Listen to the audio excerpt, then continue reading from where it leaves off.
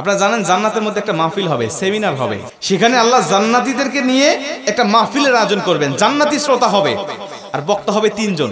প্রথমে বিশেষ বক্তা হিসেবে থাকবেন হযরত দাউদ আলাইহিস সালাম।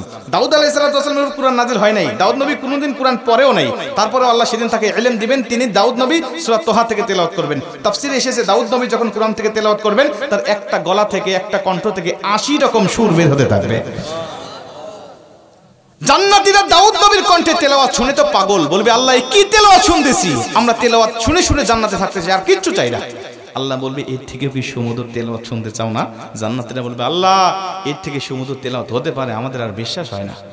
আল্লাহ বলবে কেন বিশ্বাস হয় না? দাউদ নবীর উপরে কোরআন নাজিল হয় নাই, দাউদ নবী কোরআনের জন্য মার খায় নাই। যে নবীর উপরে কোরআন নাজিল করেছি, যে নবী কোরআনের জন্য মার খেয়েছে, দাঁত শহীদ করেছে, মাথার হেলমেট ভেঙেছে, উহুদের প্রান্তরে রক্তক্ষরণ করেছে, ওই নবীর কণ্ঠ থেকে কোরআনের তেলাওয়াত শোনো কেমন সুমধুর শোনা যায়। আমার নবী যখন সূরা ইয়াসিন থেকে তেলাওয়াত করবেন জান্নাতীরা তো পাগল হয়ে যাবে, বলবে আল্লাহ কোনো হুর চাই না, কোনো গেলমান চাই না, কোনো নাজ নিয়ামত, কোনো শরাব, কোনো ঝর্ণা, কোনো কিচ্ছু চাই না। আল্লাহ শুধু নবীর কণ্ঠে তেলাওয়াত শুনে জান্নাতে হাজার হাজার বছর আমরা কাটিয়ে দিতে চাই। আল্লাহ বলবে জান্নাতি এর থেকেও কি সুমধুর তেলাওয়াত তোমরা শুনতে চাও না? জান্নাতীরা বলবে আল্লাহ এর থেকে সুমধুর তেলাওয়াত হতে পারে, এটা আমাদের আর বিশ্বাসই হয় না। জান্নাতীরা কেন বিশ্বাস হবে না বলো? আমার নবীকে কণ্ঠ দিয়েছি আমি আল্লাহ নিজে, আমার দাউদকে কণ্ঠ দিয়েছি আমি আল্লাহ নিজে, কিন্তু আমার গলায় কত কণ্ঠ রেখে দিয়েছি জানো না? আমি আল্লাহ নিজের কণ্ঠকে ওজার করে এখন তোমাদেরকে সূরা রহমান থেকে তেলাওয়াত করে শোনাতে চাই।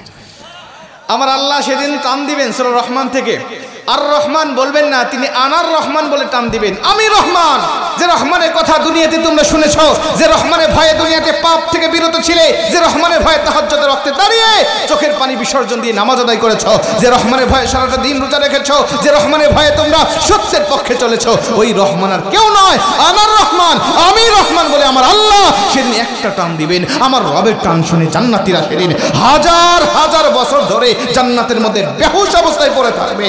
আমার আল্লাহ তাদেরকে হুশ দিবেন না। জোরে কোন সুবহানাল্লাহ, আল্লাহু আকবার বলেন।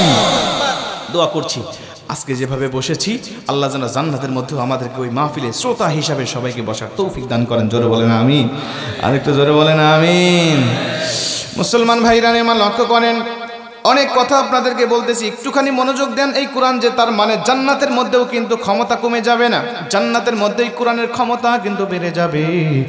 নবীজির জামানায় কোরআনুল কারীমের ক্ষমতা যেমন ছিল, নবীজির হাত থেকে, নবীজির জবান থেকে যখন মানুষেরা কোরআন শুনতো, আমার নবীজির সুমধুর কণ্ঠের কোরআনের তেলাওয়াত শুনে শুনে হাজার হাজার মানুষেরা কালেমা পড়ে মুসলমান হতো।